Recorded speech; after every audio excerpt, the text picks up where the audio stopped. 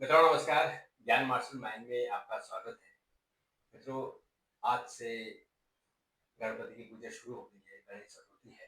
पूरे देश भर में बहुत जोर शोर से मनाया जा रहा है। जगह जगह आज से मूर्तियां स्थापित हो गई हैं और अगले 11 दिनों तक ये मूर्तियां रहेंगी। 11 दिन दस विसर्जन बजे किया जाएगा।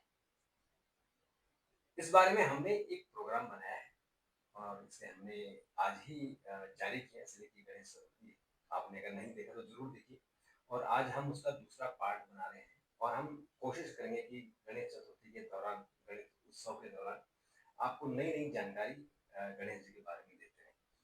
तो आज हम आपको ऐसी जानकारी देंगे कि आप भी चौंक जाएंगे। लेकिन उससे पहले आपसे आग्रह है कि चैनल को सब्सक्राइब कर दीजिए, शेयर कीजिए, लाइक कीजिए, चैनल को आगे बढ़ाइए ताकि हम हमारा उत्साह बढ़े और आपके लिए हम बहुत अच्छे अच्छे प्रोग्राम लेकर आए।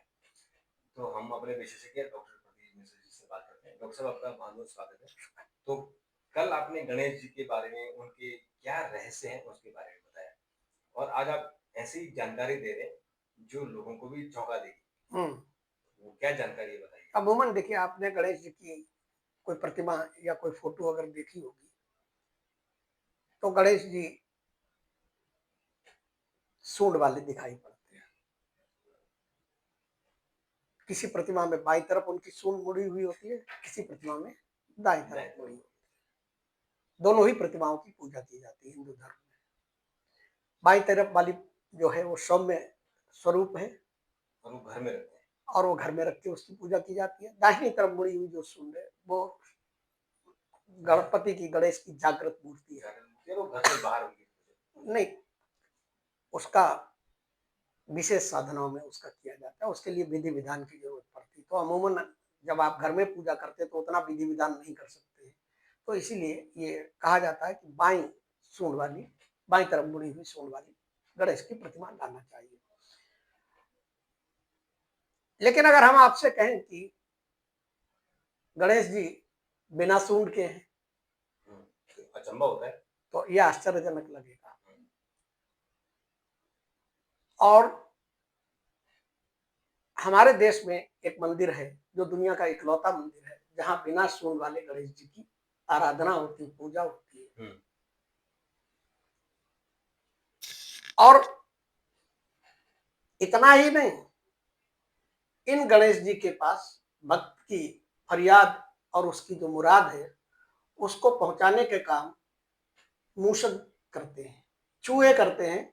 चूहा भगवान गणेश का वाहन है, बहाने, और वो आपके लिए डाकिया का काम करते हैं। डाकिया का काम करते हैं। आपने चिट्ठी भेजी और उन्होंने, चूहा ने भगवान चिट्ठी के, उठाई हाँ, और भगवान जी को भेज दी कि भैया चिट्ठी पढ़ लो। भगवान के चरणों तक वो चिट्ठी पहुंचाई जाती है।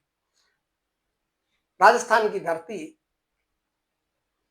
जहाँ अपने रणबांकुरों के लिए जानी जाती है, वही तमाम बहुत रहस्यमयी, एक से एक रहस्यमयी मंदिर है और चमत्कारिक मंदिर है। तो ये मंदिर जो है, जिसके बारे में हम, जहाँ जो ये इस तरीके की मूर्ति है, बिना सूंड वाली जो मूर्ति है और जहाँ चूहे डाकिए का काम करते हैं, तो ये राजस्थान में जयपुर के पास ही 7-8 किलोमीटर दूर गढ़ गणेश मंदिर है, बहुत प्रसिद्ध मंदिर है। और डॉक्टर साहब, ये हमने बहुत बात भी की थी कि जो चूहे वाला मंदिर है जिसमें चूहे ही घूमते रहते हैं। नहीं, वो भी राजस्थान में, वो भी राजस्थान में। हाँ, वो राजस्थान में है। लेकिन हमने जयपुर में गणेश जी के बारे में एक मंदिर की बात की थी और वो था मोती डोंगरी मंदिर, मोती डोंगरी में। उस मंदिर की भी बड़ी विशेषता है। उसके बारे में वहां कहा जाता है कि अगर एक तो वाहन खरीदने के बाद अगर सबसे पहले गणेश जी के आप वहां दर्शन करके और पूजा करवा लेते हैं तो उस वाहन का एक्सीडेंट नहीं होता है। दूसरे, उस मंदिर के अंदर जो मेहंदी मिलती है, उस मेहंदी को अगर किसी कन्या के हाथ पे लगा दिया जाता है तो उसकी शादी हो जाती है। तो आज जो है हम चर्चा करेंगे इसकी, अपने गढ़ गणेश मंदिर की। इसका क्या इस मंदिर की खासियत है और कैसे यहाँ पर भक्तों की मुराद पूरी होती है, कैसे यहाँ चूहे जो है डाकिये का रूप लेते हैं। तो सबसे पहले आपको बताते हैं कि चूहे यहाँ किस तरीके से आपकी जो प्रार्थना है, आप जो फरियाद करते हैं, जो आप मुराद करते हैं, जो मनोकामना करते हैं, जो चिट्ठी में लिख देते हैं, उस चिट्ठी को भगवान तक क्यों पहुंचाते हैं और कैसे पहुंचाते हैं। मंदिर के बारे में ये मान्यता है कि यहाँ पर, और ये परंपरा कैसे पड़ी, यहाँ पर एक भक्त वर्षों पहले आकर गणेश जी की पूजा आराधना करता था, प्रार्थना करता था, लेकिन उसके कष्ट दूर नहीं हो रहे थे। और इस मंदिर में थोड़ा मूर्ति से और दर्शन से थोड़ी दूरी है, तो भक्तों के मन में जो भी चीजें आती हैं वो सब भगवान की प्रेरणा ही होती है, भगवान ही संकेत देते हैं। तो उस भक्त की दुख दूर नहीं हो रहे थे, तो बड़ा दुखी था, हताश था, निराश था। तो उसको पता नहीं क्या उसके दिमाग में आया, और दिमाग में क्या आया कि भगवान ने उसको संकेत दिया, और उसने क्या किया कि एक चिट्ठी लिखी अपनी जो जो मनोकामनाएं थी, और वो लिख के मंदिर के कोने में उसे चूहे दिखाई पड़े। एक कोने में एक छोटा सा चूहा बैठा हुआ था। उसने कहा, उस मूषक से कहा कि हे गणपति महाराज के वाहन मूषक देव, हमारा ये संदेश जो है आप ही पहुंचा सकते हैं, क्योंकि हम तो इतने दिनों से पूजा कर रहे हैं, पता नहीं भगवान क्यों नहीं हमारी पूजा को सुन रहे हैं, लेकिन आपकी बात को नकार नहीं सकते हैं, आप इसको जो है पहुंचा दीजिए। इसको आप दैवीय चमत्कार कहें, संयोग कहें। उसने चिट्ठी उसकी तरफ बढ़ाई, और उस चूहे ने अपने जो है मुंह में दबा ली, और दबाने के बाद वो सीधे सरकता हुआ नीचे से बिलोइनों से होता हुआ गणेश जी के चरणों के पास पहुंच गया, और वहां पे चिट्ठी रख दी। तब से इस मंदिर की मान्यता पड़ गई कि यहाँ अगर आपको अपनी मनोकामना जल्दी पूरी करवानी है, डायरेक्ट आपको गणेश जी के पास अपना फरियाद पहुंचानी है, तो जो वहां पर मंदिर में जो चूहे आपको दिखाई पड़ते हैं, या अगर नहीं भी दिखाई पड़े, चूहों के बिल बने हुए हैं बड़े बड़े, तो वहां पर आप जो है अपनी फरियाद रख दीजिए, और वो जो है आपको गणेश जी तक पहुंचा देते हैं। मतलब चूहा भक्त और भगवान के बीच डाकिए का काम कर रहा है, बिल्कुल पुल का काम कर रहा है। हाँ, इधर आपने संदेश वाहक, मतलब ये परेशान होके आपने चिट्ठी दी, और मूषक महाराज ने चिट्ठी उठा के सीधे गणेश जी को। और उसके बाद से ये एक परंपरा बन गई, और आज भी इस मंदिर में तमाम भक्त, तमाम श्रद्धालु जो है इसी तरीके से अपनी मनोकामनाएं एक पर्ची पर लिखते हैं, चिट्ठी का एक पर्ची पर लिखते हैं, और पर्ची पर लिखने के बाद जो है भगवान गणेश तक पहुंचा देते हैं। और ऐसा माना जाता है, ऐसा दावा है वहां के लोगों का, और लोग कहते हैं जिनके साथ हुआ है, कि इस तरीके से जब भगवान से वो मनोकामना करते हैं वो बहुत जल्दी पूरी होती है। कई असंभव और कई चमत्कारिक चीजें भी हुई। अब दूसरी बात यहाँ पर आते हैं कि आखिर इस मंदिर में जब जितनी हमने प्रतिमाएं देखी, मैं इस मंदिर में गया नहीं, लेकिन हमने आपने जितनी भी प्रतिमाएं गणेश जी की देखी हैं, सब में आपने देखा होगा सूंड होती है। आखिर ऐसा क्या है, ऐसी क्या खासियत है कि इस मंदिर में जो गणेश जी की मूर्ति है उसमें सूंड नहीं है? सवाल उठ रहे हैं। सवाल उठेगा। और ये विश्व की इकलौता मंदिर है, विश्व की इकलौती मूर्ति, जहाँ सूंड नहीं है। सूंड नहीं। तो देखिए, इसका आप प्रसंग समझिए कि गणेश जी गजानन सूंड वाले कब बने? जब उनकी शुरू में तो गणेश जी सूंड वाले नहीं थे, वो तो जब उनकी शिव जी ने गर्दन काटी, उसके बाद उनके हाथी का सिर लगाया गया, गदासुर का। ठीक है। तो ये माना जाता है कि ये दुनिया का एक इकलौता ऐसा मंदिर है जहां पर भगवान गणेश बाल रूप में है, जो मूल उनका स्वरूप था उस स्वरूप में। तो आप समझ सकते हैं कि उस स्वरूप में कितनी उनके अंदर ऊर्जा जागृत होगी, कितना ऊर्जावान होगी, कितने सौम्य चेहरा होगा, और कितनी ऊर्जावान वो मूर्ति होगी। इस मूर्ति का दर्शन करने से सभी कष्ट और बाधाएं दूर होती हैं, भक्तों की सभी मान्यताएं और जो भी वो अपनी फरियाद करते हैं वो सारी की सारी होती है। अब कुछ लोग देखिए यहाँ पर कुतर्क करते हैं, कुछ लोग कहते हैं कि ये खंडित मूर्ति है, पहले इसमें सूंड रही होगी, अच्छा, सूंड टूट गई। कुछ लोग अपनी व्याख्या करते हैं कि ये गणपति के तांत्रिक स्वरूप की मूर्ति है, लेकिन देखिए, अगर वो मूर्ति समय के साथ उसकी सूंड टूट गई तो कहीं थोड़ा बहुत तो अवशेष होता।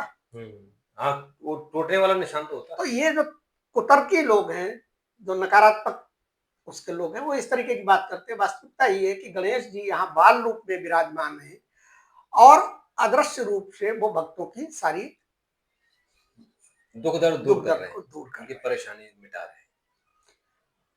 अब देखिए, ये मंदिर है कहाँ पर, अगर कोई जानना चाहे तो ये जयपुर, मैंने बताया राजस्थान की राजधानी जयपुर की अरावली पर्वत श्रृंखला पर ये मंदिर है, गढ़ गणेश का मंदिर, जो कि जयपुर जंक्शन रेलवे स्टेशन से 8 या 9-10 किलोमीटर की दूरी पे है।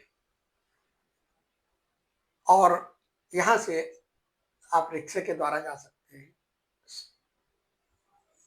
ऑटो के द्वारा जा सकते हैं, या पैदल भी पहुंच सकते हैं, बहुत ज्यादा दूर नहीं है। मंदिर का निर्माण 18वीं शताब्दी में जयपुर के महाराजा सवाई जयसिंह द्वितीय ने करवाया था। और ये भी बताया जाता है कि ये मंदिर जयपुर शहर की स्थापना से पहले का मंदिर है। और इस मंदिर की स्थापना करवाने के पीछे उद्देश्य ये था कि वो महाराजा सवाई जयसिंह जो थे, उनकी इच्छा थी कि जयपुर को दुनिया की सबसे बढ़िया सिटी बनाया जाए और ऐसा नक्शा बनाया जाए जो दुनिया में लोगों को आकर्षित करे। तो इसके लिए हमारे यहाँ कहा जाता है कि हमारे यहाँ विघ्नहर्ता गणेश जी को कहा गया है कि गणेश जी की किसी भी शुभ कार्य से में गणेश शुरू करने से पहले गणेश जी की पूजा होती है। तो उन्होंने इस नगर को बसाने से पहले, जयपुर नगर को बसाने से पहले गणेश जी की इस मंदिर का निर्माण कराया था। और भगवान से ये उन्होंने आशीर्वाद मांगा था, उन्होंने ये अपनी प्रार्थना की थी कि एक ऐसा शहर बनाइए जिसकी खूबसूरती दुनिया भर में गिनी जाए। और सबसे बड़ी बात क्या है कि इस मंदिर में गणेश जी की मूर्ति को इस तरीके से स्थापित किया गया है कि जो महाराजा का सिटी पैलेस जो है, उसका जो चंद्र महल है, उसमें अब तो खैर पहले तो दिखाई पड़ता था, साफ दिखाई पड़ता, अब इतना पोल्यूशन और सारी चीजें हो गई, अभी भी दूरबीन से जो है गणेश जी के सीधे दर्शन हो जाते हैं। मंदिर तक पहुंचने के लिए 365 सीढ़ियां बनी हुई। और इन सीढ़ियों के बारे में माना जाता है कि ये साल के 365 दिन का प्रतीक है। कम से कम नीचे जब आप चढ़ाई करेंगे तो आधा घंटा चढ़ाई लगेगी। 365 सीढ़ियां काफी। और जब मंदिर काफी ऊंचाई पे है, तो जब मंदिर पे आप ऊपर पहुंचते हैं तो ऊपर पहुंच के भगवान के दर्शन के साथ साथ ही वहां से आपको जयपुर शहर के दर्शन जो होते हैं वो बहुत ही अद्वितीय मनोरम दृश्य होता है। मंदिर के चमत्कारों के बारे में ये माना जाता है कि यहाँ पर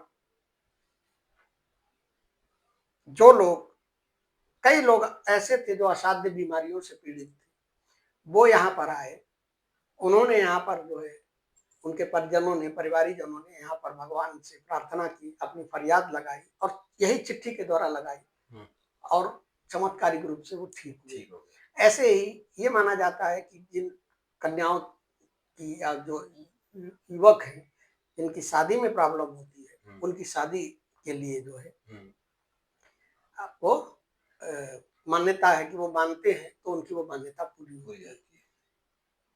और जयपुर और बल्कि राजस्थान के आसपास के शहरों के लोग जब भी कोई बड़ा अपना कोई बड़ा मतलब निर्माण कार्य करना चाहते हैं, जैसे किसी को मॉल बनवाना है, किसी को सिनेमा हॉल बनवाना है, किसी को कोई फैक्ट्री बड़ी बनवानी है, या किसी को अपना बड़ा मकान या किला बनवाना है, तो वो इस मंदिर में सबसे पहले पूजा करते हैं, भगवान गणेश के दर्शन करते हैं और उनसे आशीर्वाद लेते हैं, और आशीर्वाद लेने के बाद जो है तब अपने कार्य को शुरू करते हैं। मुझे लगता है कि जो हमारे दर्शक हैं, हमारे जो ऑडियंस है, अगर आपके मन में कोई भी पीड़ा है, आपको लगे कि कोई परेशानी है वो ठीक नहीं हो रही है, तो सीधे जयपुर जाइए और गणपति जी, और ये तो इतना अच्छा मौका है, गणेश चतुर्थी है, तो जरूर आपकी मनोकामना पूर्ण होगी और जो कष्ट है वो दूर होगा। अच्छा देखिए, भगवान गणेश का जैसे सोमवार जो देवादेव महादेव का दिन है, हमारे यहाँ दिन नियत है देवताओं, मंगलवार हनुमान जी, ऐसे गणेश जी के लिए बुधवार का दिन। तो इस मंदिर में भी गणेश जी का, और गणेश जी के जितने भी मंदिर है, सिद्ध मंदिर है, उन सारे मंदिरों में बुधवार के दिन विशेष रूप से हाँ। आरती होती है, विशेष पूजा होती है और भक्तों की बहुत ज्यादा भीड़ होती है। बिल्कुल, तो आप भी ज़रूर जाइए। और अगर आपको और भी इसके बारे में, अगर आपको हमसे ज़्यादा जानकारी है तो वो भी आप कमेंट में लिखिए, या आपको हमसे और जानकारी चाहिए तो वो भी कमेंट में लिखिए। और इस गणेश चतुर्थी को सबकी मनोकामना पूरी होगी, यही हम कामना करते हैं। डॉक्टर साहब, आपने बहुत अच्छी जानकारी दी, आपका बहुत-बहुत शुक्रिया। मित्रों, आपका भी बहुत-बहुत शुक्रिया, लेकिन आप चैनल को सब्सक्राइब किए बिना ना जाएँ, शेयर किए और लाइक ज़रूर कीजिए। और ऐसे ही नए-नए वीडियो के लिए हमारे चैनल को बेल आइकॉन भी दबा दीजिए, ताकि आपको नोटिफ़िकेशन सबसे पहले मिले। और बने रहिए हमारे साथ, कल एक और वीडियो के साथ, तब तक के लिए नमस्कार।